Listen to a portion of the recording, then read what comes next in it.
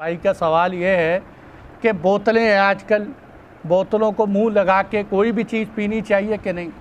इसमें भी ये है कि हुजूर सल्लल्लाहु अलैहि वसल्लम की हदीस में, एक हदीस में आपने बर्तन को मुंह लगाकर पानी पीने से मना फरमाया। मशकीज़ा, बड़ा बर्तन और इसी तरह प्याला, कोई भी चीज़ हो, बड़े साइज़ का बर्तन, उसमें हुजूर ने मुंह लगाकर पानी पीने से मना फरमाया।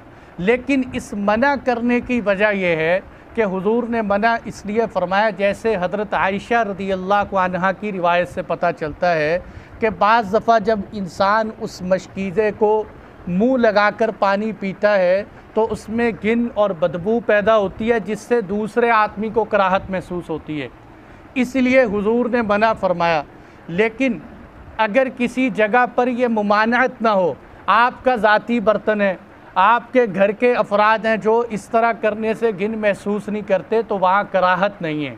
इसलिए कि हज़रत अब्दुल्ला बिन अब्बास, हज़रत अब्दुल्ला बिन उमर और अब्दुल्ला बिन उमर बिन सालिम, ये तीनों सहाबा बड़े बर्तन को मुंह लगाकर पानी पीने से में कराहत नहीं समझते थे, और ये दलील में पेश करते थे कि हुजूर एक मरतबा अबू कब्शा के घर में तशरीफ़ लाए तो उनका मशकीज़ा लटक रहा था, हुजूर ने उस मशकीज़े को मुंह लगाकर पानी पिए।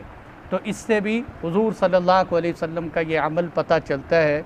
इससे ख़ुलासा ये निकलता है कि अगर कोई इज्तिमाई बर्तन हो चंद अफराद के दरमियान, तो वहाँ बड़े बर्तन को मुंह लगाकर पानी नहीं पीना चाहिए।